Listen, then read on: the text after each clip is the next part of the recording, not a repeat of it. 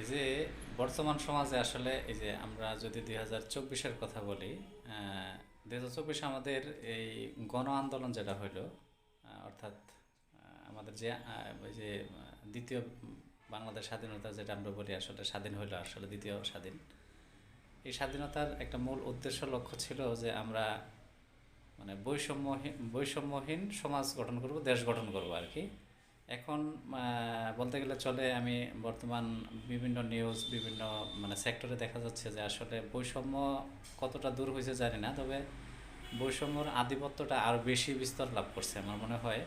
কারণ হচ্ছে যে আপনি দেখেন, কোঠা সংস্কার নিয়ে প্রথমত আন্দোলন হইলো, সেই আন্দোলনটা আসলে সারা বাংলাদেশ ছড়িয়ে পড়লো। এখন সেই কোঠার প্রেক্ষিতে আন্দোলন করে আবার সেই কোঠার পুনর্বহাল, বরং আমার মনে হচ্ছে কি যে আগের চেয়ে আরও বেশি কোঠাটা মানে বেশি প্রাধান্য পাইতেছে। কারণ হচ্ছে যারা জুলাই মানে শহীদ, জুলাই যুদ্ধে যারা বলি আর কি, আমরা আসলে প্রত্যেকেই প্রত্যেকের জায়গা থেকে কিছু না কিছু কন্ট্রিবিউট করার চেষ্টা করছি আমরা, যে বাংলাদেশের মানুষের যাতে একটা স্বাধীন মানে বাক স্বাধীনতা থাকে, আমরা বলতে গেলে চলি। আসলে প্রত্যেকের বাক স্বাধীনতাটাকে শেখ হাসিনা এই মানে একটা জিম্মি করে রাখছিল। আর সেই স্বাধীনতা, সেই জায়গা থেকে আমরা চেষ্টা করছি যে যাতে প্রত্যেকের বাক স্বাধীনতাটা আমরা তৈরি করতে পারি। সেই মানে জায়গা থেকে আমাদের আসলে এই যে এত আন্দোলন, এত সহিংসতা হইল।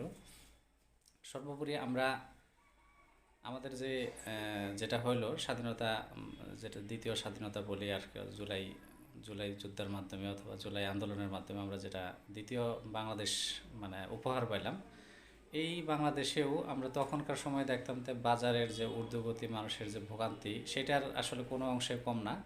এই যে আমার প্রিয় ভাই আমার সাথে আছে, আসলে এই যে ভাইয়ের কাছে আমি মানে রামপ্রসাদ ভাইয়ের কাছে জিজ্ঞাসা করবো যে আসলে ভাই, আপনি যদি গত 24শে জুলাইয়ের আগে, 5-এর আগে যে বাজার ব্যবস্থাটা ছিল, সেই দিকে কি আপনার কোনো অংশে মনে হয় যে এই আমাদের এই মানে কিছু একটা পরিবর্তন হয়েছে? আমার কাছে কেন জানি মনে হয় যে আসলে মানুষের ভোগান্তিটা আরও বাড়ছে। আমি গত 2 দিন আগে বাজারে গেছিলাম, আমার বাজার মানে আমরা তো আসলে নিম্ন মধ্যবিত্ত, আমাদের বিশেষ করে আমার জন্য কষ্ট হয় না, আপনার জন্য কেমন হয় আমি বলতে পারবো না।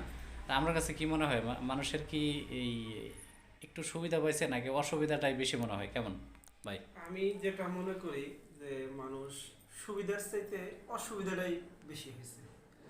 যেমন ধরেন আগে 24-এর আগে 1 কেজি চাল কিনতাম ধরেন 60 টাকা বা 58 টাকা।